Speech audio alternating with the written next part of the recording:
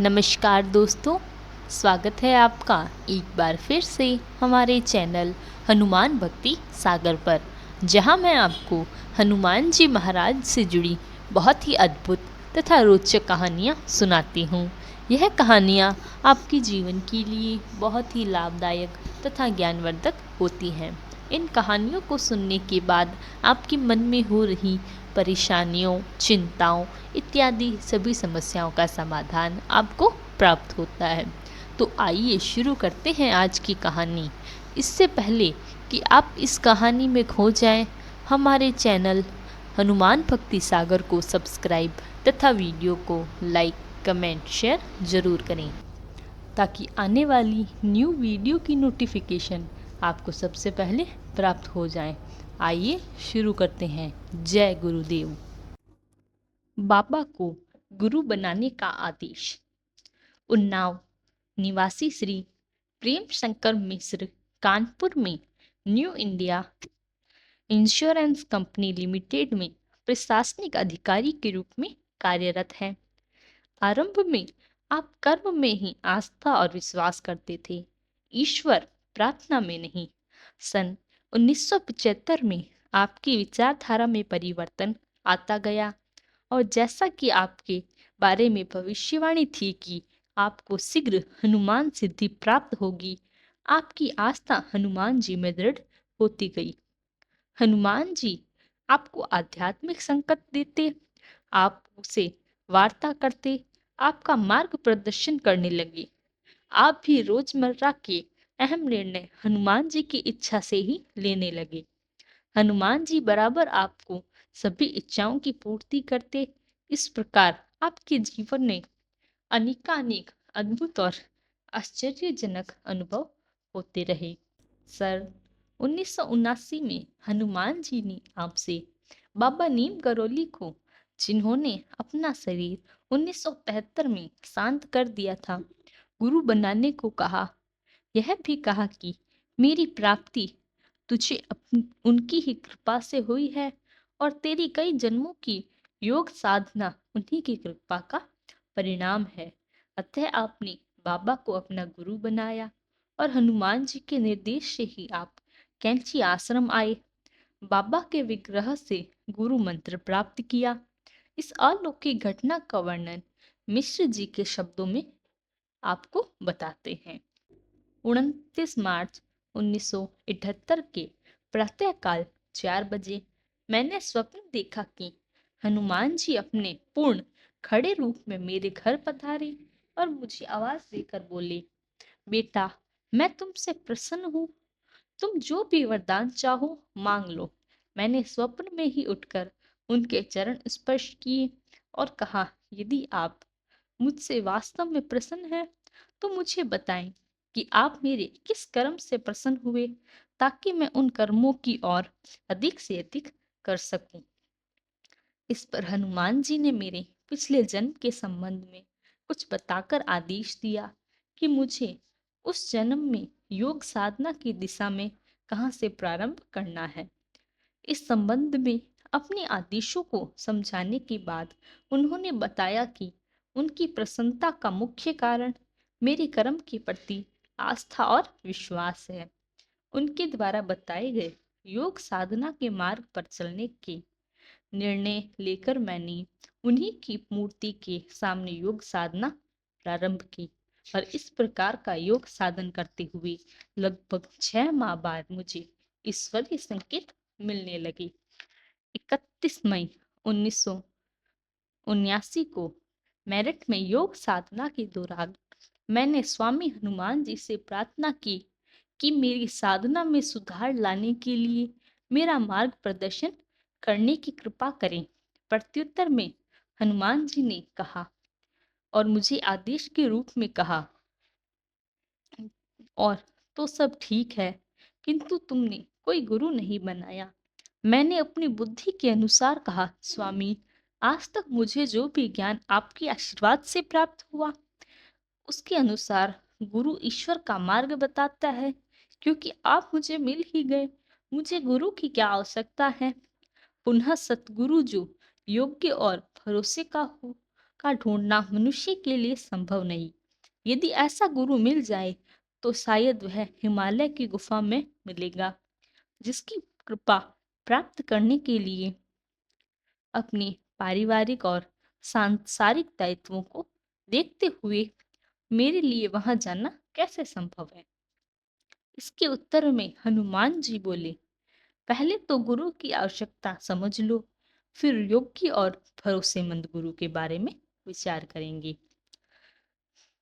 संसार में मनुष्य चाहे कितना ही ज्ञानी हो, केवल अपने दम पर अपने समस्त सांसारिक कार्यों को पूर्ण रूप से संपादित नहीं कर सकता। यदि अपवाद में ऐसा संभव ही हो तो वह कार्य संपादन के अहम में नहीं बच सकेगा, वह अहम उसके पतन का कारण बन जाएगा। ईश्वर कर्म से मुक्त है, अतः वह अपने प्रिय से प्रिय मनुष्य के लिए ही स्वयं कर्म कर नहीं सकता। पर गुरु की महिमा है कि शिष्य जो कार्य अपनी क्षमता से न पूरा कर सके, उसे शिष्य के लिए पूर्ण करने में सहायता करे। गुरु के होते शिष्य अपनी समस्त उपलब्धियों का श्रेय पूर्ण रूप से गुरु कृपा को ही देकर समस्त प्रकार के अहम एवं अन्य विकारों से स्वयं को अछूता रख सकता है और सब प्रकार से कल्याण को प्राप्त होता है। सतगुरु के चयन के बारे में विस्तृत जानकारी न देकर मुझे बाबा नीम करोली को गुरु रूप में धारण करने का आदेश दिया। उन्होंने सन 1973 में निर्वाण प्राप्त कर लिया था, अतः उनकी सेवा और कृपा प्राप्त करने के लिए कहीं जाने की कोई आवश्यकता नहीं थी। हाँ, इस जन्म में एक बार उनके स्थान पर गुरु धारणा और गुरु मंत्र प्राप्ति के लिए जाना आवश्यक होगा। मेरी प्राप्ति भी तुम्हें उन्हीं की कृपा से होगी और तुम्हारे कई जन्मों की योग साधना उन्हीं की मार्ग प्रदर्शन पर कृपा का सहज परिणाम है। निर्वाण प्राप्ति के बाद गुरु मंत्र कैसे प्राप्त किया जाता है, इस अहम प्रश्न के उत्तर में मुझे औरा किरणों की साधना का आदेश दिया गया, जिनके द्वारा किसी भी सिद्ध आत्मा को वायुमय शरीर में पृथ्वी पर बुलाया जा सकता है। आवश्यक निर्देश प्राप्त करने के बाद मैं तुरंत कानपुर आया, जहां मेरे परिवार के बाकी लोग रहते थे। सबको अपना आशय बताकर मैंने गुरु महाराज को अपना गुरु तुरंत मान लिया, ठीक वैसे ही जैसे सावित्री ने सत्यवान को अपना पति मान लिया था। तत्पश्चात तुरंत औरा किरणों की साधना में लग गया। गुरु महाराज के स्मरण मात्र से शरीर रोमांचित हो उठा और हृदय में मेरी अनुभूति हुई, मानो जन्म जन्मांतरों से खोजी जा रही मणि सहज ही प्राप्त हो गई। कैंची आश्रम के लिए हमारे परिवार की यह ऐतिहासिक यात्रा दिनांक 15 जून 1989 से प्रारंभ हुई। नैनीताल के लिए लखनऊ से काठ गोदाम की गाड़ी साय लगभग 8 बजे की थी। हम लखनऊ सवेरे ही पहुंच गए। सायकाल हनुमान सेतु मंदिर में गुरु महाराज की प्रतिमा के दर्शन किए और उनका आशीर्वाद लिया। 16 जून 1979 को दोपहर को हम कैंची आश्रम नैनीताल पहुंचे। आश्रम में ऐसा प्रतीत हुआ कि हम जिस आशय से आए थे वह सफल नहीं होगा, क्योंकि प्रत्येक वर्ष 15 जून को ही कैंची आश्रम में वार्षिक महोत्सव एवं भंडारा होता है। इस कारण रुकने के लिए यहाँ कोई स्थान 16 जून को उपलब्ध ही न था। हम लोगों को अधिकारियों द्वारा यह आदेश मिला कि हम स्नान आदि करके दर्शन कर वापस चले जाएं, क्योंकि हम इस समय रुकने का स्थान किसी नए व्यक्ति के लिए नहीं दिए हैं। जो लोग गुरु महाराज के समय से आते हैं या जिन्होंने अपना कमरा बनाया हुआ है, वह ही इस समय रुक सकते हैं। स्नान करने के पूर्व ही तुरंत में समाधि स्थल हो गया और गुरु महाराज का ध्यान उनके एक चित्र के आधार पर करने लगा। साथ ही यह प्रार्थना करने लगा कि इष्ट देवता के आदेश के अनुसार मैंने तो आपको अपना गुरु ही मान लिया और ऐसा सुना है कि गुरु सदैव शिष्य के कल्याण के लिए सारी व्यवस्था अपने आप करते रहते हैं। इन विषम परिस्थितियों में बिना रात्रि में रुके हुए हम आपसे किस प्रकार गुरु मंत्र प्राप्त कर सकते हैं आदि प्रश्न प्रार्थना में करता रहा। इसी बीच कोई महोदय मंदिर से दौड़ते हुए आए कि गुरु महाराज ने विश्राम करते हुए किसी को स्वप्न में यह आदेश दिया कि मंदिर के बाहर रुके हुए तथा कानपुर से आए हुए प्रेम शंकर मिश्र व उनके परिवार को ठहरने की व्यवस्था तुरंत की जाए। फिर तो जिसे देखो वही अपने कमरे में हम सबको ठहराने का निमंत्रण देने लगा। खैर, स्नान आदि के बाद हम एक कमरे में ठहर गए। पूर्व योजना के अनुसार दूसरे दिन प्राय ब्रह्म मुहूर्त के समय स्नान आदि के बाद औरा किरणों की साधना शुरू हुई।